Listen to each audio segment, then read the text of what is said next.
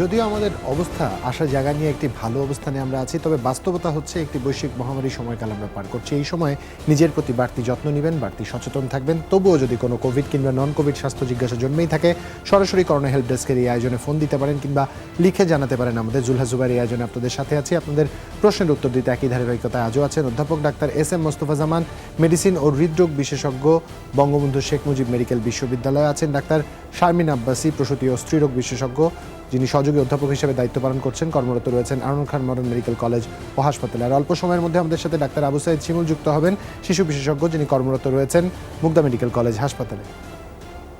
বাস্তবতা হচ্ছে আরও 15টি পরিবার তাদের স্বজন হারিয়েছেন গত 24 ঘন্টায়। নতুন করে শনাক্ত হয়েছেন আরও 391 জন। শনাক্তের হার 2.68%। মহামারীতে এই পর্যন্ত দেশে প্রাণহানি 8,329 জনের। স্বাস্থ্য অধিদপ্তর জানায় গত 24 ঘন্টায় পরীক্ষা করা হয়েছে 14,603 জনের। এ পর্যন্ত মোট শনাক্ত 5,42,268। 24 ঘন্টায় সুস্থ হয়েছেন 678 জন। মোট সুস্থ 4,89,932 জন। মৃত 15 জনের মধ্যে 12 জনই পুরুষ, বাকি 3 জন নারী। প্রতিদিনের মতো স্বাস্থ্যবিধির কথা মনে করিয়ে দিতে চাই। নিজস্ব নিরাপত্তার জন্য যতখানি দূরত্ব বজায় রাখবেন, মাস্ক পরবেন, নিয়মিত বিরতিতে হাত জীবাণুমুক্ত করবার চেষ্টা করবেন। তাতে করে সুস্থ থাকবার সম্ভাবনা বেড়ে যাবে। যারা এখনও ভ্যাকসিনেশনের আওতায় পড়েছেন তাদের জন্য এতটাই অনুরোধ, এই বয়সসীমার মধ্যে যারা আছেন অবশ্যই রেজিস্টার করে ভ্যাকসিনটি দিয়ে নেবেন। এবং একই সাথে যারা ফোন দিচ্ছেন অবশ্যই টেলিভিশনের ভলিউমটি কমিয়ে আমাদের ফোন দিবেন, তাতে আপনাদের স্বাস্থ্য জিজ্ঞাসা বুঝতে আমাদের সুবিধা হবে। একজন দর্শক এরই মধ্যে আমাদের ফোন দিয়েছেন, ফোনটি আমরা নিতে চাই। দর্শক, আপনার নাম এবং বয়স বলে প্রশ্ন করুন। আসসালামু আলাইকুম। ওয়ালাইকুম আসসালাম। আমি সুমি বলছি কুড়িগ্রাম থেকে। জি সুমি, বলুন। প্রথমে আপনাদের কাছে আমার একটা ছোট্ট রিকোয়েস্ট ছিল। নিশ্চয়ই। জি, হয়তো কিছুদিন পর যেহেতু করোনার সময় স্বাভাবিক হয়ে আসতেছে সবকিছু, আপনার অনুষ্ঠানটা বন্ধ করবেন। কিন্তু আমরা আপনাদের যারা নিয়মিত দর্শক জি এবং দীর্ঘদিন যাবত ট্রিটমেন্ট নিচ্ছি, তারা তখন কি করব? এই জন্য বলতেছি, যদি সপ্তাহে 6 দিন সম্ভব না হয়, আমাদের কথা ভেবে আমাদের একটু উপকার হবে। আপনাদের মূল্যবান সময় থেকে প্রতি সপ্তাহে 2 দিন 1 ঘন্টা করে আমাদের জন্য দিবেন। এটা আমার অসংখ্য রিকোয়েস্ট। ধন্যবাদ। আপনার এই আন্তরিকতা নিশ্চয়ই যমুনা টেলিভিশন প্রথম থেকেই দর্শকের চাহিদার প্রাধান্য দিয়েছে। আপনার এই চাওয়াটাই নিশ্চয়ই আমরা কনসিডারেশনে রাখবো। আমাদের সিদ্ধান্ত প্রণয়নে তারা যারাই রয়েছে নিশ্চয়ই তারা বিষয়টি গুরুত্ব সহকারে ভাববেন। এবং এতটুকু বলতে চাই, তারা কিন্তু ভাবছেন। আপনাদের প্রচুর সমর্থন, প্রচুর সহযোগিতা এবং প্রচুর সাপোর্ট আমরা পেয়েছি এই কোভিডকালীন সময়ে। আমরা চেষ্টা করব আপনাদের এই চাহিদা যাতে আমরা নিবারণ করতে পারি। এবার আপনার স্বাস্থ্য জিজ্ঞাসাটা জানাতে পারেন। জি ভাইয়া, আমার বয়স হচ্ছে 32, আমি অবিবাহিতা। জি। ওজন 45 কেজি। জি। আমার TSH 1.17 এবং প্রোল্যাকটিন 13.8। আমার অ্যাডনেক্সাল সিস্ট আছে। আগে বাম সাইডে ছিল, সাইডটা ছিল হচ্ছে 2 পয়েন্ট, কিন্তু এখন উভয় পাশেই রয়েছে। আচ্ছা। গত 11 ফেব্রুয়ারি আমি লাস্ট রিপোর্ট পাই, সেটার adnexal there is a small cyst measuring about 31x21 millimetre. জি। এটা হচ্ছে লেফট সাইডে এবং ডান সাইডে 24x31। কমেন্টে এসছে বাই লেটারাল স্মল অ্যাডনেক্সাল সিস্ট। জি। আমার হচ্ছে আমি 2 বছর যাবত ডাইনোজেস্ট খাচ্ছি 2 mg। আচ্ছা। যখন খাই মিনিস্ট্রেশন বন্ধ থাকে, 3 দিন খাইনি, শুধু একদিনের জন্য হয়েছিল। আচ্ছা। এটা অল্প পরিমাণে এবং কয়েক ঘন্টা থাকার পরে দুপুরে হয়, রাত্রিতেই আবার স্বাভাবিক হয়। কিন্তু আমার প্রচন্ড সাদা স্রাব হয়। আচ্ছা। ম্যামের সঙ্গে আমি এর আগে কথা বলেছিলাম, উনি অর্নিট 500 mg 5 দিন, ক্যাপসুল ক্লিনডেক্স 300 mg 7 দিন এবং ক্যাপসুল ফ্রুগাল 50 mg 7 দিন দেন। খাওয়ার পর কিছুদিন কম থাকে, ভালো হয় না, আবার হয়। সুমি, এটা একই সাথে এটাও বলা হয়েছিল একটু মেইনটেইন করবার জন্য লবণ গরম পানি ব্যবহার করবার জন্য, তাও কি করেছিলেন? 3 বার ব্যবহার করি। আচ্ছা। আমার মুখে লোম হচ্ছে, অবাঞ্ছিত কিছু লোম হচ্ছে, তার জন্য যদি কোনো মেডিসিন অথবা ক্রিম থাকে তাহলে বলবেন। বুঝতে পেরেছি। ধন্যবাদ সুমি ফোন দেওয়ার জন্য। আমাদের সাথে থাকবেন। ডাক্তার শারমিন আব্বাসীর কাছে আমরা যেতে চাই। ডাক্তার শারমিন আব্বাসী। হ্যাঁ, ওনাকে ধন্যবাদ আমাদেরকে ফোন করার জন্য এবং আমাদের আসলে আপনাদের এই ভালোবাসাই আমাদেরকে সামনে এবং কাজ করতে। উনি যে জায়গাটিতে আসলে আছেন এখন, কিন্তু সবগুলো ম্যানেজমেন্ট কনজারভেটিভ এবং মেডিকেল ম্যানেজমেন্ট বেস হবে। এই কারণেই, কারণ আপনারা জানলেন যে ওনার বয়সটি এবং উনি এখনো অবিবাহিত আছেন। সাধারণত অবিবাহিত মেয়ে যারা থাকে এবং অবিবাহিত হোক বিবাহিত হোক, সিস্টের সাইজ যখন আমাদের নাগালের মধ্যে থাকে, যে যেটি ওষুধের মাধ্যমে চিকিৎসা করা সম্ভব, আমরা কিন্তু শেষ মুহূর্ত পর্যন্ত চেষ্টা করি ওষুধ দিয়ে, কখনো কখনো ইনজেকশন দিয়ে আপনাদের সেই জায়গাটি ঠিক করে দেওয়া। এখন ওনার যে কমপ্লেনটা, সেই কমপ্লেনটা কিন্তু দীর্ঘদিনের কমপ্লেনের পরও এই মুহূর্তে অ্যাডেনেক্সিয়াল সিস্টের যে সাইজটি আছে, আমি মনে করি যে সেই সাইজটি আমাদের মেডিকেল ম্যানেজমেন্টের মধ্যেই আছে, কারণ এক পাশে 3 সেন্টিমিটার, এক পাশে 2.5 সেন্টিমিটার, এবং যেহেতু এখানে দুটো সাইজটি ছোট, সেহেতু কিন্তু আমাদেরকে, আমরা যেটি বলি প্রতিনিয়তই, যে নিয়ম কানুন মানা, দীর্ঘ ফলো আপ করা, সেই জায়গাগুলো আসলে ওনাকে মাথায় রাখতে হবে এবং মাথায় রেখে পরবর্তী প্ল্যানটা ওনাকে সাজাতে হবে। তবে এই সিস্টে কি ধরনের সিস্ট, এটা কিন্তু এখানে উল্লেখ নেই। অ্যাডেনেক্সিয়াল সিস্ট কিন্তু অনেক ধরনের হয়। এটিকে এন্ডোমেট্রিওটিক সিস্ট বা এটিকে চকলেট সিস্ট, সেই জায়গাগুলো কিন্তু আমাদেরকে বুঝে তারপরে চিকিৎসাটা দিতে হবে। এবং এক্ষেত্রে যেহেতু সিস্টটা দীর্ঘদিন ধরে আছে, আমি বলবো যে আপনি একটু যদি টিউমার মার্কার করে নেন, আপনি একটু সেফ সাইডে থাকতে পারেন। আপনার বয়স কম, যদিও খারাপ কোনো কিছু দিকে এটা টার্ন নিবে না। তারপর আমরা বলি একটু CA 125, CA 99 and LDH, এই 3টা লেভেল যদি আপনি করে নেন, তাহলে আপনি নিশ্চিন্ত থাকলেন যে আসলে কি ধরনের সিস্ট, আপনি কতদিন ফলো আপ করতে পারবেন, কতদিন মেডিকেল ম্যানেজমেন্ট করতে পারবেন, সেই গাইডলাইনটা দেওয়া সহজ হয়। আর এক্ষেত্রে আরেকটি বিষয় সেটি হচ্ছে যে আপনার হরমোনাল লেভেলগুলো আমাদেরকে বললেন, লেভেলগুলো কিন্তু নরমাল আছে। আর 32 বছর বয়স হয়ে গেছে, যদি আপনার বিয়ে করার একটা ইচ্ছা থাকে, তাহলে আমি বলবো যে 32 বছর আসলে বয়সটা বেড়ে যাচ্ছে। কারণ মেয়েদেরকে আমরা বলি যে আমাদের প্রেগন্যান্সি হতে যখন অনেক সময় ঝামেলা হয়, আবার কিন্তু দেখা যায় যে এমনও হয় যে আমাদের প্রেগন্যান্সি হলো কিন্তু সেফ বাচ্চা ডেলিভারি বা সুস্থ বাচ্চা ডেলিভারির জন্য কিন্তু আমরা বলি যে ফার্স্ট প্রেগন্যান্সিটা আমাদের 30 ইয়ার্স এজের মধ্যে হয়ে গেলে ভালো। তাই আপনাকে, যদিও ক্যারিয়ারের অনেক তাড়া থাকে, জীবনের অনেক ব্যস্ততা থাকে, কিন্তু এর মধ্যে কিন্তু এই প্ল্যানটাও আমাদেরকে একটু করে নিতে হবে, আমরা যদি একটু সুস্থ প্রেগন্যান্সি চাই। আর আপনি এখন যে ট্রিটমেন্টটা নিচ্ছেন ডায়নোজেস, এটি আপনি লম্বা সময় নিতে পারবেন। পুরো পৃথিবী জুড়ে আগে একটি গবেষণা হয়েছিল যেখানে হয়তো বলা হয়েছিল 6 মাস, 1 বছরের বেশি কেউ নিতে পারবে না। এখন কিন্তু বলা আছে যে টানা 3 বছর পর্যন্ত কেউ ডায়নোজেস নিতে পারে। ডায়নোজেসে যদি আপনি স্বাচ্ছন্দ্য বোধ না করেন, যে কোনো ওরাল পিল দিয়েও কিন্তু আপনার চিকিৎসা করা সম্ভব। মোটা হবেন না এমন অনেক পিল কিন্তু বাজারে আছে। রোজান 28 বলেন, ডিজোলন বলেন, নোভেলান লাইট বলেন, বিভিন্ন নামে বাজারে পাওয়া যায়। এবং যদি এটি এন্ডোমেট্রিওটিক সিস্ট হয়, আপনার কিন্তু ট্রিটমেন্ট ওটাই, পিল দেওয়া, তার মাধ্যমে মাসিককে বন্ধ রাখা, তার মাধ্যমে সিস্টকে ছোট রাখা। তাই পরবর্তীতে আপনি যদি আমাদেরকে একটু সিস্টের টাইপটা জানান, এই আল্ট্রাসাউন্ডে নাই, এরপরে যার কাছে আবার আল্ট্রাসাউন্ড করতে যাবেন, তাকে বলবেন যে ম্যাডাম যদি টাইপটা আমাদেরকে উল্লেখ করেন, অ্যাডনেক্সিয়াল সিস্ট কোন টাইপের, তাহলে কিন্তু ইজি হবে। আমি মনে করবো যে আপনার সবকিছুই এখন কন্ট্রোলের মধ্যে আছে, চিন্তার কোনো কারণ নেই, আপনি ভালো আছেন। ধন্যবাদ ডাক্তার শারমিন আব্বাসী। আব্দুল্লাহ আল আজাদ লিখছেন, আমাদের সালাম জানিয়েছেন। তিনি বলছেন তার ভাই 16 ফেব্রুয়ারি কোভিড-19 ভ্যাকসিন নিয়েছেন, তারপর রাতের বেলা 102 ডিগ্রি জ্বর ওঠে, জ্বর ওঠার কারণে নাপা হিস্টাসিন খেয়েছে, সকালে জ্বর কমে গেছে, তারপরে সে 12 ঘন্টা অন্তর অন্তর হিস্টাসিন খেয়েছে 4টা। এতে কি তার ভ্যাকসিনের কার্যকারিতা কমে যাবে কিনা, নাপা হিস্টাসিন খেলে কি ভ্যাকসিনের কার্যকারিতা কমে যায় কিনা, এটাও জানতে চেয়েছেন। উত্তর পেলে চিন্তামুক্ত হতেন তিনি। আর ভ্যাকসিনকে সুরক্ষিত রাখতে কী ধরনের বিধিনিষেধ মেনে চলতে হবে, উনি প্রতিদিন একটি করে মোনাস্টেন খাচ্ছেন, এটা খেলে কি টিকার কোনো অসুবিধা হবে কিনা?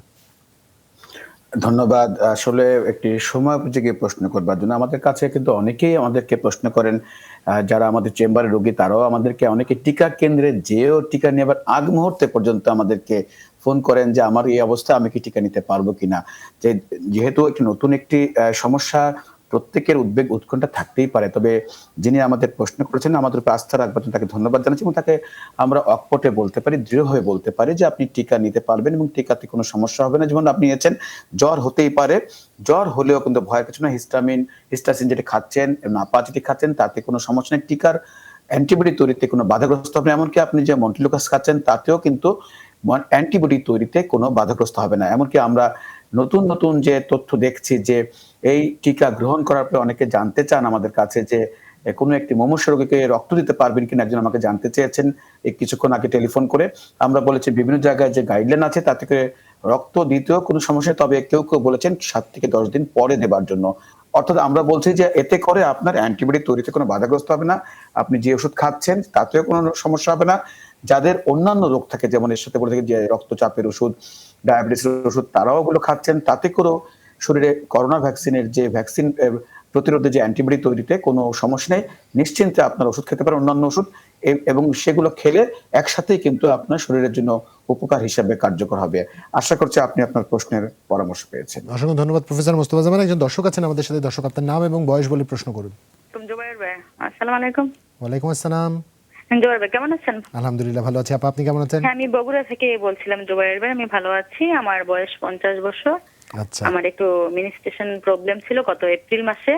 জি। আর তখন আমার এপ্রিল মাসে হয় দীর্ঘ 1.5 বছর পর। আমার আচ্ছা। এখন বয়স 50, আমার ডায়াবেটিস নেই, হাই প্রেশার নাই। হুম হুম। তা আমি ম্যাডামের কাছে আমার প্রশ্ন ছিল, ম্যাডামকে অসংখ্য ধন্যবাদ এত সুন্দর করে কথা বলার জন্য, আমাদেরকে সেবা দেওয়ার জন্য। মোস্তফা স্যারকে অসংখ্য ধন্যবাদ। একজন ফ্রন্টলাইনারকে আমার অনেক অনেক শুভেচ্ছা। আমি এই অনুষ্ঠানটা নিয়মিত দেখি। আমি খুব আশ্বস্ত ম্যাডাম আমাকে ভালো একটা সলিউশন দিবে। আমার যখন মিনিস্ট্রেশন শুরু হয় তখন এখন গাইনোকোলজি ম্যাডামকে দেখাইলে উনি টিবিএস টেস্ট দেয়। টিবিএস এর টেস্টে আছে হাইড্রোমেটোরিয়াল হাইপারপ্লেসিয়া। জি। তখন ম্যাডাম আমাকে আরো কয়েকটা টেস্ট দেয়, যেমন ওইখানে ইউটেরাস থেকে যে একটা রস নিয়ে পরীক্ষা Swab দেয় test। ওইটা দিছিল। ইন্ডোমেটারিয়াল টিস্যু সংগ্রহ করে ওইটা পরীক্ষা দিছিল। জি। তাতে রেজাল্ট ভালো আসছে, খারাপ না। কিন্তু আমি 2-3টা ম্যাডামকে দেখাই। আমি জি। তখন টেনশনে পড়ে গেছিলাম জি। যে কি করব। একটা ম্যাডাম বলছে যে আপনি অপারেশন করতে হবে, করলে ভালো, না করলে সমস্যা হবে কিনা জানি না। তখন আমি 3টা ম্যাডামকে পরপর দেখাই। আচ্ছা তখন ওনারা বলল যে করা লাগবে না, কিন্তু আমি এখন ম্যাডামের কাছে প্রশ্ন, আমি কি করব? আমার এখন আচ্ছা। কোনো মিনিস্ট্রেশন আপা আর একটু হয় নাই। তথ্য দিয়ে সহায়তা করবেন। আপনার বয়স বলেছেন 50 বছর, তাই তো? জি জি। আচ্ছা, সেক্ষেত্রে আপনার শেষ মেনস্ট্রুয়েশন হয়েছে এপ্রিল মাসে। এপ্রিল মাসে, তারপরে আবার দুই স্পটিং হয়েছে জুনে। জুনের দিকে, জুনে, এরপরে আর হয়নি। হ্যাঁ। জুন থেকে এই যে এই বছরের ফেব্রুয়ারি এই পর্যন্ত আর পর্যন্ত হয়নি। আর হয়নি। আচ্ছা, বুঝতে পেরেছি। ডাক্তার শারমিন আব্বাসী। আমরা একটু জানতে চাচ্ছিলাম ওনার এন্ডোমেট্রিয়াল থিকনেসটি আসলে কতটুকু, কি বলা আছে আপনার মনে আছে কিনা, কত মিলিমিটার? এন্ডোমেট্রিয়াল স্যাম্পল ম্যাডাম, ওটা তো আমি একটু টিভিএস রিপোর্টে থিকনেসটা লেখা থাকার কথা। আপনি থিকনেসের কথাটা বললেন তো, তাই বললাম যে ওখানে উল্লেখ থাকে। টিস্যু প্রফিফারটি পিস কি জানি পিসু এরকম লেখা। একটা মিলিমিটারের সাইজে একটা থিকনেস দেওয়া থাকার কথা। না না, no evidence of hyperplasia or malignancy is seen. আচ্ছা, হাইপারপ্লেসিয়া বা malignancy is not seen. DS. বুঝতে পেরেছি। ডাক্তার শারমিন আব্বাসী। আচ্ছা, আমি তো গাইডলাইন দেই আপনাকে অসংখ্য ধন্যবাদ। এরপরে আমাদেরকে প্রশংসা করলেন, আমরা একটু লজ্জাই পেয়ে গেলাম। এবং জুবাইর কেমন ভাবে প্রশংসা করলেন, এটি বোঝাই যায় যে জুবাইর আপনাদের খুব কাছে পৌঁছে গেছে। তার আসলে এত সুন্দর করে সে একটা ডাক্তারি প্রোগ্রাম নন মেডিকেল একটা পার্সনকে কন্ডাক্ট করে। থ্যাংক ইউ জুবাইর, এত সুন্দর কন্ডাকশনের জন্য। আমি আসলে যে জায়গাটাকে আপনাকে পরিষ্কার করতে চাই সেটা হচ্ছে আপনার ভয়ের জায়গা দূর করতে চাই। কারণ অধ্যাপক মোস্তফা জামান একটা কথা বলেন যে সকল চিকিৎসা কিন্তু এই আয়োজন দিয়ে করা সম্ভব না, কিন্তু আমরা যদি একটু অভয় দিতে পারি, একটু কাউন্সেলিং দিতে পারি, একটু আপনাদের পাশে থাকতে পারি, এটি আসলে বড় একটি বিষয়। কারণ সব চিকিৎসা আসলে টেলিভিশনে আমরা দিতে পারবো না। তা আপনাকে আমি আশ্বস্ত করতে চাই যে আপনার ভয় পাওয়ার কিছু নেই। আপনি এখন পর্যন্ত যে অবস্থায় আছেন, প্রথম কথা ভয় পাবেন। দ্বিতীয় হচ্ছে যে 50 বছর বা 51 বছর যখন হয়ে যায় বাংলাদেশের মেয়েদের, তাদের কিন্তু মাসিক বন্ধ হয়ে যায়। টানা 1 বছর যদি মাসিক বন্ধ থাকে সেটাকে আমরা বলি মেনোপজে আপনি চলে গেলেন, অর্থাৎ আপনার মাসিকের যে আয়ুষ্কালটা ছিল জীবনে সেটি শেষ হয়ে গেল। কিন্তু তারপরে কারো কারো এরকম ইরেগুলার স্পটিং হয় বা ব্লিডিং হয়, তখন আমরা একটু ভয় পাই বা নড়ে চড়ে বসি। এক্ষেত্রে যারা ওবেস বা মোটা তাদের ক্ষেত্রে এটা বেশি হয়। যারা ওরাল পিল দিয়ে তাদের জীবনযাপন করেছিলেন জীবনের একটা সময়, তাদের ক্ষেত্রে অনেক সময় এটা বেশি হয়। আরেকটি বড় বিষয় থাকে, ফ্যামিলিয়াল কোনো হিস্ট্রি থাকলে সেটা বেশি হয়। তখনই আমাদেরকে একটা ট্রান্সভেজাইনাল সোনোগ্রাফি করতে হয়। আপনারা যখন মেনোপজে চলে যান, আপনাদের এরকম মাসিক বন্ধ হয়ে থাকে, আপনি আজকেই আপনার আল্ট্রাসাউন্ডটা খেয়াল করবেন, খুলবেন, ওখানে দেখবেন যে 1 মিলিমিটার হিসেব আছে এন্ডোমেট্রিয়াল থিকনেস। যদি এটা 4 মিলিমিটারের বেশি হয় তাহলে একটু চিন্তার বিষয় আছে। তখন আমরা আপনাকে বলি যে এখানে একটা ফলো আপ প্রয়োজন আছে আপনার। সেই ফলো আপটি হচ্ছে কিভাবে, আমরা 6 মাস পর পর একটু এন্ডোমেট্রিয়াল থিকনেসটা দেখে নিব ট্রান্সভেজাইনাল সোনোগ্রাফি করে। এবং আপনার হিস্ট্রি খুব ইম্পর্টেন্ট, এই 6 মাসে আপনার কতবার স্পটিং হলো। যদি স্পটিং বেড়ে যায়, যদি ব্লিডিং বেড়ে যায়, যদি চাকা চাকা কোনো কিছু মাসিকের রাস্তা দিয়ে বের হয়, যদি সাদা স্রাবের সাথে রক্ত মিশ্রিত হয়ে বের হয় বা দুর্গন্ধযুক্ত কিছু হয়, তাহলে কিন্তু সেক্ষেত্রে আমাদের আর কোনো উপায় নেই। আমাদেরকে যেটি করতে হয়, একটা এন্ডোমেট্রিয়াল স্যাম্পলিং বা ডিএনসির মতো একটি প্রসিডিউর করে সেখান থেকে কিছু অংশ নিয়ে করতে হয়। এবং আমার ধারণা সেটা মনে হয় আপনার করা হয়েছে, কারণ যে রিপোর্টটি আপনি বললেন যে no evidence of hyperplasia, no malignancy, তাহলে আমরা বলবো চিন্তার কোনো কারণ নাই। এখন ওয়েট এন্ড সি। আবারও যদি স্পটিং হয় তাহলে আমরা 6 মাস বা 1 বছর পর আবার একটি স্যাম্পলিং নিব অথবা একটি ট্রান্সভেজাইনাল সোনোগ্রাফি। আর এর মধ্যে যদি আপনি অনেক বেশি ওবেস বা ওজন বেশি হয়ে থাকে, ওজনটাকে কমাবেন, একটু শৃঙ্খলাযুক্ত জীবন আচরণ করবেন, কারণ মেনোপজে গেছেন, খাওয়া দাওয়া ভালো করে করতে হবে, ক্যালসিয়াম ভিটামিন খাবার খেতে হবে, একটু ফ্রি হ্যান্ড এক্সারসাইজ বা হাঁটাহাঁটি বাড়াতে হবে, রাতে ঠিক সময় ঘুমাতে হবে। এই নিয়মগুলো যদি আপনি মেনে নেন, তাহলে আমি মনে করছি যে আল্লাহর অশেষ রহমতে আপনি ভালো আছেন এবং আপনার সামনের দিনগুলো খুব ভালো। অসংখ্য ধন্যবাদ আপনাকে ডাক্তার শারমিন আব্বাসী। আসলে দর্শকদের কৃতজ্ঞতার এই বাঁধনে, ভালোবাসার এই বাঁধনে আমরা আটকা পড়ে যাচ্ছি। বাস্তবতা আরেকবার ফিরে আসতে চাই। ডাক্তার আবু সাইদ শিমুল আমাদের সাথে যুক্ত হয়েছেন। ডাক্তার আবু সাইদ শিমুল, একজনের প্রশ্ন, 19 বছর বয়স, অ্যালার্জি এবং শ্বাসকষ্টের সমস্যা আছে, তার প্রোভায়ার 10 খাচ্ছে। যদিও প্রফেসর মোস্তফা জামানের কাছে আমি প্রশ্নটা করতে চাচ্ছিলাম, তবে যেহেতু ডাক্তার আবু সাইদ শিমুলও যুক্ত হয়েছেন, অ্যালার্জির সমস্যার কথা বলেছেন, চোখ চুলকায় এবং 3-4 দিন পরে মশা কামড়ের মতো এরকম চাকচাক হয়ে যায়। সমাধান চেয়েছেন আপনার কাছে, আমরা উত্তরটাও বেশি বেশি দিতে চাই। ডাক্তার আবু সাইদ শিমুল, একটি প্রশ্ন ছিল আপনার কাছে।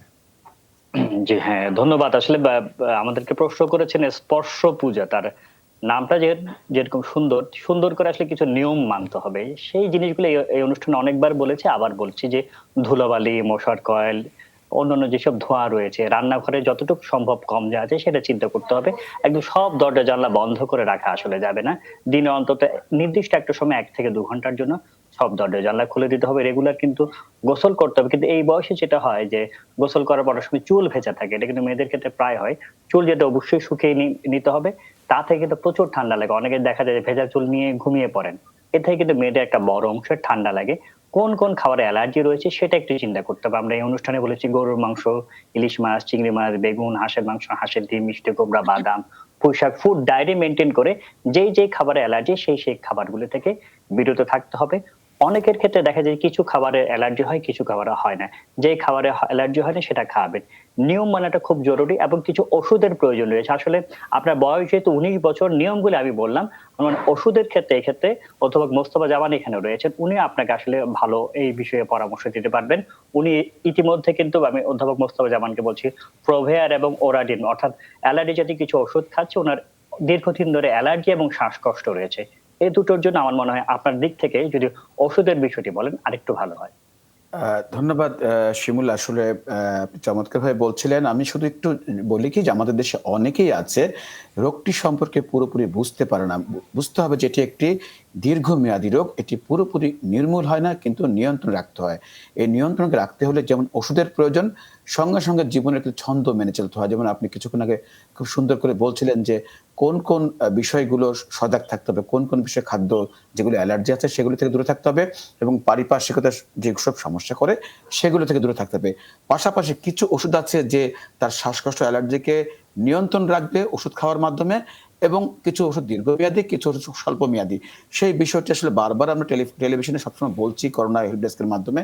তারপরেও আমরা সবাইকে বলবো যে আরেকটু ভালোভাবে বুঝতে, তাহলে আশা করি তিনি জিনিসটি বুঝতে পারবেন। যখন যে সমস্যাটি হয় সাময়িক কিছু ওষুধ দেই, আর কিছু ওষুধ দেই যাতে বাধা দানকারী এই সমস্যাটি বারবার না হয়। যেরকম মন্টেলুকাস আমরা দিয়ে থাকি, কারো কারো ক্ষেত্রে একটি ইনহেলার ব্যবহার করতে বলি। আর মানে সাময়িকভাবে কাজ করবার জন্য যেটা আপনি বলছেন ফেনাডিন অথবা ওরাডিন, এইসব ওষুধগুলো সাময়িক অ্যালার্জিকে দূর করে, কিন্তু দীর্ঘমেয়াদী রোগটিকে প্রতিরোধ করবার জন্য তেমন কোনো ভূমিকা রাখে না। তো এই জিনিসটি আসলে বুঝতে হবে যে কোন ওষুধটি সবসময় খেতে হবে, কোন ওষুধটি মাঝে মাঝে খেতে হবে, আর করণীয় কি। আশা করছি দর্শক আমাদের সঙ্গে থাকলে আপনি একসময় আমাদের অনুষ্ঠানে প্রতিদিনই এরকম কিছু প্রশ্ন আসে আপনি বুঝতে পারবেন। অসংখ্য ধন্যবাদ প্রফেসর মোস্তফা জামান। একজন দর্শক আমাদের সাথে ফোনে আছেন, ফোনটি আমরা নিতে চাই। দর্শক, আপনার নাম এবং বয়স বলে প্রশ্ন করুন। হ্যালো, আসসালামু আলাইকুম। ওয়ালাইকুম আসসালাম। আমি মাহমুদা, ঢাকা থেকে। জি আপা বলুন। আপা, মানে আমার প্রবলেম হচ্ছে যে আমার ইয়েতে মানে আজকে প্রায় 1 বছর যাবত আমার পিরিয়ডে মানে অনেক কম যায় আর কি, ব্লাড আচ্ছা পরিমাণের চেয়ে অনেক কম দেখা যায়। আচ্ছা মানে কিছু ইউজ না করলেও হয়। আচ্ছা আপা, আপনার বয়স কত? 34। 34। আচ্ছা 34। জি, কতদিন ধরে এমন হচ্ছে? 1 বছর? 1 বছর যাবত, হ্যাঁ। আচ্ছা আপা, একটু আপনাদের বলবেন, আপনার কি রক্তের কোনো পরীক্ষা নিরীক্ষা করা আছে? টিএসএইচ এর মাত্রা জানা আছে? জি, আমি বলতেছি তো। তারপরে গত মাসে গানি ডাক্তার দেখালাম, উনি পরে আমাকে অনেকগুলো টেস্ট দিল। ওই টেস্টের রিপোর্ট গুলো আমি বলতেছি। নিশ্চয়ই। মানে হরমোন অ্যানালাইসিস, সিরাম টিএসএইচ হচ্ছে 7.22 জি। আর সিরাম ফি T4 হচ্ছে 0.57 NSDL জি। আর লিউটিনাইজিং হরমোন হচ্ছে 4.50, FSH হচ্ছে 3.74 ml, আর প্রোলাক্টিন হচ্ছে মানে 14.07 এমজি। জি। আর এমনিতে যে মানে জ্বরের যে প্রবলেম ওটাতে আসছে মানে uterus is slightly bulky in size, AP 4.3 centimetre. কত বলেন? 4.3 সেন্টিমিটার। 3 সেন্টিমিটার। জি। হ্যাঁ, তারপরে হচ্ছে small hypoechoic area is noted in anterior wall of uterus measuring about 10 into 0.9 মানে mm। আচ্ছা। হ্যাঁ, তারপরে হচ্ছে endometrium is normal in thickness 0.7 mm R uterine cavity is empty। আচ্ছা, বুঝতে পেরেছি। ধন্যবাদ ডাক্তার শারমিন আব্বাসী। এবার ওভারি জানতে হবে, ওভারিতে কোনো সিস্টের কথা বলেছে? মাহমুদা আপা, ওভারিতে কি কোনো সিস্টার মেনশন করেছে? হ্যাঁ হ্যাঁ, রাইট ওভারি দিয়ে বলছে, রাইট ওভারির সিস্টের মানে ইয়াটা সাইজটা আমি বলতেছি 2.5 into 2.1 into 2.4 সেন্টিমিটার আর ভলিউম হচ্ছে 7.1 সেন্টিমিটার। আর left ovary is 2.0 into 1 into 4 into 2 into 2 centimetre আর ভলিউম হচ্ছে 3.3 সেন্টিমিটার। আর কমেন্টসে আসছে স্লাইটলি বাল্কি উইথ স্মল মানে fibroid uterus suggestive of PCO. Zubair, আপনি তো আপনার উত্তর পেয়ে গেছেন মনে হয়। আমরা আসলে যে কারণে ইরেগুলার মেনস্ট্রুয়েশন হয় প্রতিদিনই একই কথা বলছি, পলিসিস্টিক ওভারির কারণে আসলে ওনার এটি হচ্ছে এবং পরিমাণটি কমে গেছে। পলিসিস্টিক ওভারি মানেই হচ্ছে যে রোগীরা আমাদের কাছে ফোন করে প্রতিনিয়ত এভাবেই কিন্তু আমাদেরকে সিম্পটম গুলোর কথা বলে, আমাদেরকে বলে যে মেনস্ট্রুয়েশন ইরেগুলার, অথবা যাদের মেনস্ট্রুয়েশন হয় তাদের হয়তো আধা বেলা থাকে অথবা এক বেলা থাকে, এরকম হয়। এবং তাদের অন্যান্য সিমটম গুলো হয়, কারো কারো হেয়ার গ্রোথ হয়, কারো কারো ওয়েট গেইন করে, কারো কারো ইনফার্টিলিটির প্রবলেম গুলো হয়। ঠিক এরকম একটি জায়গা দিয়ে উনি পার হচ্ছেন, ওনার জীবন পার হচ্ছে। সেকেন্ড হচ্ছে টিএসএইচ লেভেলটা মনে হয় আমি যতটুকু খেয়াল করেছি 7 বলেছেন। 7.22। হ্যাঁ, 7.22 মানে কি আপনি হাইপোথাইরয়েডিজমে ভুগছেন। আমরা বলি যে ওরা হচ্ছে ভাই বোন, পিসিও এবং হাইপোথাইরয়েডিজম। ভাই থাকলে বোন তার কাছে বেড়াতে আসে, বোন থাকলে ভাই আসে তার কাছে, এভাবেই আসলে তারা জীবনযাপন করছে। তো সেই জায়গাটি আসলে ভাই বোনের সম্পর্ক একটু ছিন্ন করতে হয় মাঝে মাঝে, সেখানে টিএসএইচ লেভেলটাকে আসলে আমাদেরকে নরমালি নিয়ে আসতে হবে। আপনাকে থাইরক্স জাতীয় রিপ্লেসমেন্ট থেরাপিতে যেতে হবে এবং আপনার জন্য যেহেতু 7 আছে 50 মাইক্রোগ্রাম একটা করে আপনি শুরু করবেন খালি পেটে। এটি আপনি 2 মাস কন্টিনিউ করবেন, করার পরে আবার টিএসএইচ লেভেলটাকে আপনি রিভিউ করবেন। মানে আপনার যে সিমটম নরমাল লেভেল 5, বাট আপনার জন্য আমরা লেভেলটাকে নিয়ে আসতে চাই 3 তে, সেই জায়গা থেকে আসলে আপনাকে ওষুধটা খেতে হবে। সেকেন্ড, আমরা বলি পিসিও দীর্ঘমেয়াদী একটি সমস্যা, এটি সহজে আপনার পিঠ ছাড়বে না, তাই আপনাকে নিয়ম কানুন মানাটাই হচ্ছে আসল সমাধান। আপনি ওয়েটটাকে কন্ট্রোলে রাখবেন, আপনার বয়স যা আছে সেই হিসেবে কিন্তু আপনার ওয়েট 60 বা 65 এর উপরে আসলে থাকা উচিত নয়। 65 মধ্যে যদি আপনার ওজনটি থাকে এটি আপনার জন্য ভালো হবে। দ্বিতীয়, খাদ্যাভ্যাসের একটি পরিবর্তন দরকার। সেই পরিবর্তনে সবজি, ক্যালসিয়াম যুক্ত খাবার, দুধ, ডিম, বাদাম, এগুলো কিন্তু পিসিও কে চিকিৎসার ক্ষেত্রেও একটি বড় ভূমিকা পালন করে। এবং 1 ঘন্টা ঘাম ঝরানো হাঁটা, সেটা হতে পারে ঘরে, সেটা হতে পারে বাইরে। এই নিয়মগুলো যদি আপনি মানেন তাহলে আমরা আশা করছি আপনি ভালো থাকবেন। তারপরের জায়গাটি হচ্ছে চিকিৎসা। এই মুহূর্তে যদি প্রেগন্যান্সি না চান তাহলে ওরাল পিল আপনার সবচেয়ে ভালো চিকিৎসা। সেটা হতে পারে গায়ান 35 দিয়ে, অথবা হতে পারে সেটা ডেজোলন অথবা নোভেলন জাতীয় যে পিলগুলো বাজারে পাওয়া যায় সেটা দিয়ে, তার সাথে ক্যালসিয়াম এবং ভিটামিন ডি। আপনার ইউটারাসটা একটু বড় হয়ে গেছে, তবে সাইজ যা তা নিয়ে চিন্তার কোনো কারণ নেই। একটা ছোট টিউমার আছে ইউটারাসে, খুবই ছোট 1 সেন্টিমিটার। শুধু ফলো আপ করুন, 1 বছর পর পর দেখুন সাইজটি বাড়ছে। এছাড়া সামগ্রিকভাবে আমি মনে করি এই নিয়ম যদি আপনি মানেন, এই ওষুধগুলো যদি আপনি শুরু করেন, আপনার চেয়ে ভালো কেউ আশা করি আর থাকবে। অসংখ্য ধন্যবাদ ডাক্তার শারমিন আব্বাসী। একজন দর্শক আছেন আমাদের সাথে ফোনে, আমরা ফোনটি নিতে চাই। দর্শক, আপনার নাম এবং বয়স বলে প্রশ্ন করুন। হ্যালো, আসসালামু আলাইকুম। ওয়ালাইকুম আমার নাম আসসালাম। নুসাইবা, ঢাকা থেকে বলছি। বয়স 16 বছর। জি নুসাইবা, বলুন। আমার প্রশ্ন হচ্ছে, মেনস্ট্রুয়েশন হলে কি ব্লাড ডোনেট করা যাবে, আর কত বছর থেকে ব্লাড ডোনেট করা যায়? প্রি ডায়াবেটিক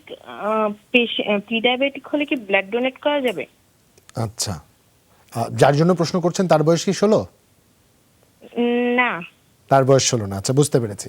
তার বয়স 16 হলে প্রি ডায়াবেটিক হলে একটা বিশাল উদ্বেগের বিষয়। আমরা একটু ডাক্তার শারমিন আব্বাসীর কাছে শুনতে চাই। এখানে প্রথম হাসি পাচ্ছে আসলে যেরকম প্রশ্ন এসেছে, তার মানে খুব উদ্বিগ্ন অথবা সে ব্লাড দিতে খুব বেশি ইচ্ছুক, এটা যে কোনো একটা জায়গায় হবে।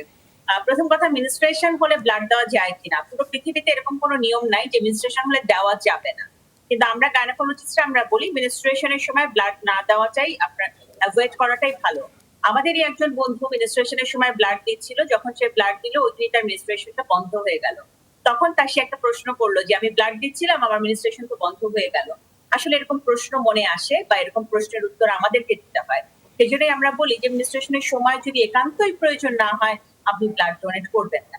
এটি গেল প্রথম বিষয়। আর যদি একান্ত প্রয়োজন হয়, কোনো ইমার্জেন্সি থাকে, আপনি করতে পারেন। ডায়াবেটিক রোগী যারা, তাদের ব্লাড নেওয়ার ক্ষেত্রে আসলে একটা হেজিটেশন হয়। প্রি ডায়াবেটিক যারা বা আইজিটি যারা, তারা কিন্তু ব্লাড দেয়, সেখানে আসলে কোনো ধরনের হেজিটেশনের জায়গা নেই। অতএব এটার উত্তরও নিশ্চয়ই আপনি পেয়ে গেলেন। আর কত বছর থেকে দেওয়া যায়, আমি সাধারণত যেটি জানি 18 বছরের পরে হলেই ব্লাড দেওয়া যায়। আমার সাথে আরো দুজন বিশেষজ্ঞ আছেন, তাদের কাছে যদি অন্য তথ্য থাকে তাহলে তারা যুক্ত করতে পারেন, আমি তাদের বলছি। ধন্যবাদ আপনাকে প্রফেসর মোস্তফা জামান। ডাক্তার আবু সাইদ শিমুল, আপনাদের যদি সংযোজন থাকে তা আমরা নিতে চাই, তবে একটা প্রশ্ন আছে প্রফেসর মোস্তফা জামান আপনার কাছে। সুদূর আয়ারল্যান্ড থেকে এসছে প্রশ্নটি, কাশিম আমাদের লিখছেন, তার মুখের দাড়ি উঠে যাচ্ছে, কোভিডের কারণে ডাক্তারের মুখোমুখি দেখাতে পারছেন না, ডাক্তার মুখের পিকচার দেখে বলেছে অ্যালোপেসিয়া অ্যারিয়েটা হয়েছে তার, কিন্তু কোনো ওষুধ দেনই, ডাক্তার বলেছেন এমনিতেই সেরে যাবে। তিনি যে খুব উদ্বিগ্ন এটা বুঝতে পারছি, সমাধান জানালে কৃতজ্ঞ থাকবেন এটাও বলছেন আমাদের।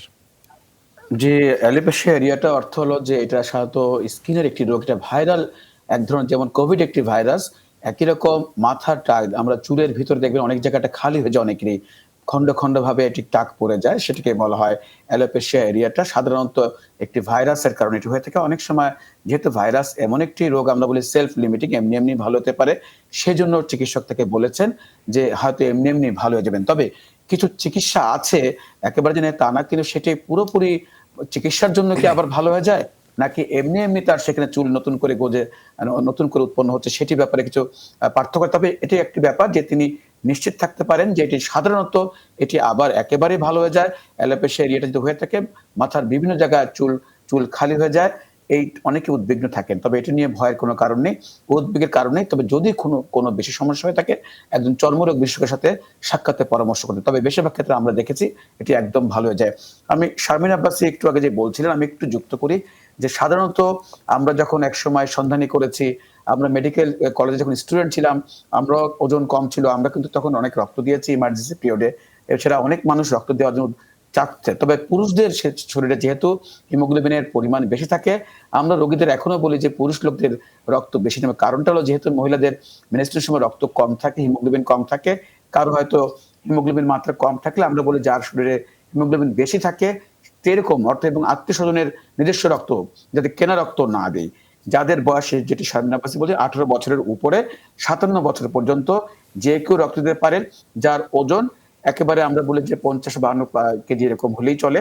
সুতরাং এটি ভয়ের কিছু নেই। তবে আমরা বলবো যদি শরীরে কোনো সংক্রামক ব্যাধি না থাকে, এইচবিএসজি পজিটিভ না থাকে, ম্যালেরিয়ার জীবাণু না থাকে, এইডস না থাকে, এরকম আরো কিছু সংক্রামক ব্যাধি না থাকলে যে কেউ রক্ত দিতে পারে।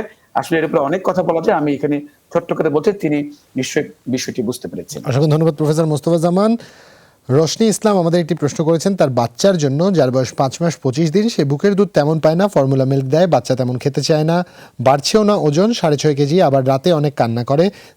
তাকে এখন আমি বাড়তি কোন খাবার দিতে পারি বা কি খাওয়াবো জানতে চেয়েছেন। আবার হঠাৎ করে ঠান্ডা লেগেছে 2-3 দিন, তো তাকে কি ওষুধ দিব একটু জানতে চেয়েছেন। ডাক্তার আবু সাইদ শিমুল, আপনার কাছে একটি প্রশ্ন ছিল। আপনাকে ধন্যবাদ। আসলে রোশনি ইসলাম আমাদেরকে প্রশ্ন করেছেন তার বাচ্চার জন্য 5 মাস 25 দিন। এখানে আপনি শেষ দিকের যে প্রশ্নটা করেছিলেন সেই অংশটার উত্তর আগে দিতে চাই। এই মুহূর্তে যেহেতু তার একটু ঠান্ডা লেগেছে, সেজন্য নরসল নেজাল ড্রপ, এটা 1 ফোঁটা করে নাকের 2 ছিদ্রে আপনি দিনে 7-8 বার করে দিবেন। আর যেটা করবেন যে একটা সিরাপ খাওয়াতে হবে, পেডিয়ামিন। এই সিরাপটা আপনি খাবেন 1.5 ml করে। 1.5 ml ড্রপারটা পাওয়া যায় না, আপনি দোকানে বললে কিন্তু এক্সট্রা আপনাকে ড্রপার কিনতে পারবেন। সেটা দিয়ে 1.5 ml করে দিনে 3 বার আপনি 5-7 দিন খাইয়ে দিবেন। আপনি বলেছেন বাচ্চার তেমন দুধ পাচ্ছে না, ওজন বাড়ছে না, কিন্তু 5 মাস 25 দিনে 6 কেজি 500 গ্রাম, কিন্তু বেশ ভালো ওজন। এই বয়সে 5-6 কেজি হলেই হয়, আপনার তো 6.5 কেজি রয়েছে। আসলে সেক্ষেত্রে এ নিয়ে চিন্তা করবেন না, কিন্তু আপনি বাড়তি খাবার দেওয়ার কথা বলেছেন, এক্ষেত্রে আসলে কিছু কথা রয়েছে, সেটা হচ্ছে যারা শুধুমাত্র এক্সক্লুসিভ ব্রেস্ট ফিডিং করে তাদেরকে আমরা বলছি হ্যাঁ 6 মাস পর্যন্ত শুধুমাত্র বুকের দুধ খাবেন। 6 মাস শেষ হয়ে 7 মাসে পড়লে অর্থাৎ 181তম দিন থেকে আপনি শক্ত খাওয়া শুরু করবেন। কিন্তু যারা ফর্মুলা মিল্ক খাওয়ায় তারা কিন্তু একটু আগে শুরু করতে পারেন। পৃথিবীর অনেক দেশে কিন্তু 4 থেকে 5 মাসে কিন্তু শুরু করে দেয়। যেহেতু ফর্মুলা মিল্ক যারা খায় তাদের ক্ষেত্রে আমরা একটু ফ্লেক্সিবল থাকি, তাদের বলি যে যেহেতু বাইরের দুধ না খাই আপনি যেহেতু বাড়তি খাবারটা শুরু করে দেন সেক্ষেত্রে ক্ষতি হবে না, কিন্তু দেখতে হবে সে আসলে বাড়তি খাবার নেওয়ার জন্য উপযুক্ত হয়েছে কিনা, তার ডাইজেস্টিভ সিস্টেম বা এনজাইম গুলো তৈরি হয়েছে কিনা সেটা বোঝার উপায় হচ্ছে বাচ্চা এই সময় সাপোর্ট সহ অর্থাৎ পিছনে বালিশ দিলে বসতে পারে কিনা, প্রচুর লালা পড়ে কিনা, এই সময় কিন্তু বাচ্চাদের লালা পড়ে এবং মাড়ি কিন্তু শক্ত হয়, আপনি একটু আঙ্গুল দিয়ে দেখবেন যে মাড়িটা যথেষ্ট শক্ত হয়েছে কিনা। এই 3টি সাইন যদি দেখেন তাহলে বুঝবেন যে হ্যাঁ আপনি শক্ত খাবার দিতে পারবেন। তবে অনুরোধ হলো সর্দি কাশিতে চলে যাওয়ার পর থেকে আপনি শক্ত খাবারটা শুরু করুন ধীরে ধীরে, প্রথম দিন থেকে খিচুড়ি দিবেন না, অল্প অল্প করে। এই অনুষ্ঠানে আমরা অনেক দিনই বলছি অল্প অল্প করে শুরু করে পরবর্তীতে হয়তো খিচুড়ির দিকে যেতে পারেন। এই জিনিসগুলো যদি একটু মেনটেন করেন ইনশাল্লাহ আপনার বাচ্চা ঠিক মতো খাবে, ওজন বাড়বে, যেই ঠান্ডা লাগার যে সমস্যা সেটাও আসলে ভালো হয়ে যাবে। ধন্যবাদ আপনাকে ডাক্তার আবু সাইদ শিমুল। একজন আমাদের প্রশ্ন করেছেন, গতদিনও প্রশ্ন করেছিলেন, তিনি তার পরিচয় গোপন রাখবার অনুরোধ করেছেন। আজও আমাদের তিনি প্রশ্ন করেছেন, একই অনুরোধটাই রেখেছেন, ধন্যবাদ দিয়েছেন আমাকে অনুষ্ঠানের সঞ্চালনার জন্য। ডাক্তার শারমিন আব্বাসী আপনার কাছে তিনি প্রশ্ন করেছেন এবং ধন্যবাদ জানিয়েছেন। গতদিন আপনি খুব বুঝিয়ে তাকে উত্তর দিয়েছেন, যা তাদের কনসালটেন্ট তাকে বলে দেননি, এই জন্য আপনাকে বাড়তি ধন্যবাদ। আল্লাহ সুবহানাহু ওয়া তাআলার কাছে আপনার সুস্থতা কামনা করেছেন। ম্যাডাম তিনি লিখছেন, ম্যাডাম আমার স্ত্রী ওভুলেশন ক্যাপসুলটি মাসিকের 6ষ্ঠ দিন রাতে খেয়েছে, কিন্তু আপনি আমাদের বলেছেন 3য় দিন থেকে। আর ক্যাপসুল খাবার কতদিন পর আমাদের মধ্যে মেলামেশা করা যায় এবং কতদিন পর্যন্ত তা অব্যাহত রাখতে হবে? আর ক্যাপসুল 1 মাস শেষ হলে কতদিন পর প্রেগন্যান্সি টেস্ট করা হলে ফলাফল পাওয়া যাবে যাতে মিসক্যারেজ না হয়? এবং শেষ প্রশ্ন, তিনি একজন নিম্নবিত্ত লোক, তিনি সাপ্তাহিক কনসালটেন্ট দেখান, এইসব সমস্যার ক্ষেত্রে কি সাপ্তাহিক না রেগুলার কনসালটেন্ট দেখানো উচিত? আপনাকে প্রশ্নের জন্য ধন্যবাদ। আসলে আপনি আপনার পরিচয়টি গোপন রাখতে বলেছেন দেখে আমরা রেখেছি। অনেক পরিচয় আমাদেরকে গোপন রাখতে হয়, আমাদেরকে হয়তো গোপন রেখে অনেক প্রশ্নের উত্তরের সমাধানও দিতে হয় এবং আমরা দিচ্ছি। আপনি আসলে যে বিষয়ে প্রশ্ন করেছেন ওভুলেশন ইনডিউসিং ড্রাগটি মানে কি জানেন? এটি হচ্ছে ডিমটাকে তৈরি করে, বড় করে, ডিমটাকে ম্যাচিউর করে, তারপরে ডিমটাকে ফোটাতে সাহায্য করে। এই জন্যই এটা খাওয়ার নিয়ম 3য় দিন থেকে। 6ষ্ঠ দিনে যদি আমরা খাই আমাদেরকে 5 দিন খেতে হবে, তাহলে 11তম দিন পর্যন্ত চলে যাই আমরা। ডিমটা সাধারণত ফুটেই যায় হচ্ছে 14তম দিনে, তাহলে ম্যাচুরেশন হওয়ার যে এক্সাক্ট টাইমটা সে কিন্তু পাবে না। তাই এটি খাওয়ার নিয়ম 3য় দিন থেকে, সেই নিয়মই আমাদেরকে মানতে হবে। দ্বিতীয়, আপনি যে কথাটি বলেছেন যে এইটি কতদিন এটি খাবার পরে কতদিন পরে আপনারা আসলে সেক্সুয়াল ইন্টারকোর্সে যাবেন, এটি কিন্তু খাওয়ার নিয়ম হচ্ছে মাসিকের 3য় দিন শুরু করবেন, 3য়, 4র্থ, 5ম, 6ষ্ঠ, 7ম 5 দিন আপনারা হচ্ছে এটি নিয়ম করে খাবেন।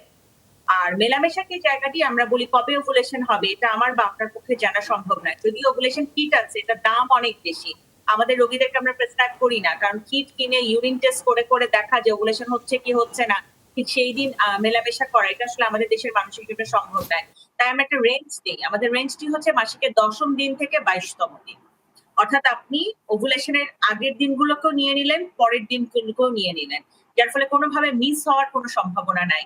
কারণ আপনারা যারা ওভুলেশন ইনডিউসিং ড্রাগ নেন, আপনারা যারা অপেক্ষা করেন একটা প্রেগন্যান্সির জন্য, আপনাদের জন্য কিন্তু প্রতিটা মুহূর্ত খুব ইম্পর্টেন্ট, এটা আমরা বুঝি। আর সেটি বুঝি বলে আমরা একটা কমপ্লিট রেঞ্জ দিয়ে দিই যে কোনোভাবেই যেন ওভুলেশনের জায়গাটি আপনার মিস না হয়ে যায়। তাই মাসিকের 10ম দিন থেকে 22তম দিন প্রতিদিন বা একদিন অন্তর অন্তর আমরা মেলামেশা করতে বলি। আর এটির হিসাবটা হচ্ছে যেদিন মাসিক শুরু হবে সেদিনকে প্রথম দিন ধরতে হবে, তারপরের দিনকে 2য় দিন ধরতে হবে, এভাবে ধরে হিসেবটি করতে হবে।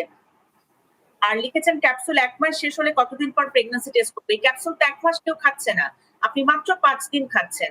আপনি প্রেগন্যান্সি টেস্ট করবেন, ধরুন আপনার এটি হচ্ছে ফেব্রুয়ারি মাস, ফেব্রুয়ারি মাসে যদি আপনার মাসিক হয়ে থাকে 13 তারিখে, তাহলে মার্চ মাসের 13 তারিখ পর্যন্ত আপনি অপেক্ষা করবেন 1 মাস। 13 তারিখ, 14 তারিখ, 15 তারিখ এর মধ্যে যদি আপনার মাসিক না হয় তাহলে সেদিনই আপনি প্রেগন্যান্সি টেস্ট করবেন এবং সেটি করবেন ব্লাডে প্রেগন্যান্সি টেস্ট। ইউরিনে প্রেগন্যান্সি টেস্ট রিপোর্ট আসতে কিছুটা সময় লাগে। ব্লাডের প্রেগন্যান্সি টেস্ট আমরা সাথে সাথে জেনে যেতে পারি যদি 1 মাসের মধ্যে প্রেগন্যান্সি হয়, এবং সেই সময় আমরা কিন্তু মিসক্যারেজের ওষুধগুলো দিয়ে দিব, তাই কোনো সমস্যা নেই। নিম্নবিত্ত মানুষ, আপনাকে কনসালটেশন আসলে রেগুলার করলেই ভালো। ধন্যবাদ ডাক্তার শারমিন আব্বাসী। প্রফেসর মোস্তফা জামান, 30 সেকেন্ডের মতো সময় আছে আমাদের হাতে, একটা ছোট প্রশ্ন করতে চাই, সেটা হচ্ছে ভ্যাকসিন নেওয়ার পরও কি করোনা সংক্রান্ত ভয় থাকে কিনা? একজন দর্শক আমাদের প্রশ্ন করেছেন, আপনার কাছেই সরাসরি প্রশ্ন করেছেন, তিনি উত্তর জানতে চেয়েছেন। 30 সেকেন্ড। যে আসলে আমরা যেটি বলে থাকি যে ভ্যাকসিন নেওয়ার পরে সাধারণত এই ঝুঁকি কম, কিন্তু আরেকটি বিষয় আছে যে প্রথম ডোজ নেওয়ার পরে এই যে দ্বিতীয় ডোজ নেওয়ার মাঝখানে যদি কোনো রকম অ্যান্টিবডি তৈরিতে পুরোপুরি না হয়, কারো কারো হতে পারে, কিন্তু সেটির সম্ভাবনা কম। তবে আবারও বলছি যে এই জন্যই কিন্তু দ্বিতীয় ডোজটি নেওয়ার কথা বলা হচ্ছে, যে টাইটার প্রথম ডোজ নেওয়ার পরে একটি মাত্রায় আসে। দুঃখিত প্রফেসর মোস্তফা জামান, আপনার সংযুক্তি আমাদের সাথে বিচ্ছিন্ন হয়েছে। ডাক্তার শারমিন আব্বাসী, ডাক্তার আবু সাইদ শিমুল, আপনাদের সংযোগে সম্ভবত বিচ্ছিন্ন। দর্শক আজ এখানে বিদায় নিব। সবাই ভালো থাকবেন, শুভরাত্রি।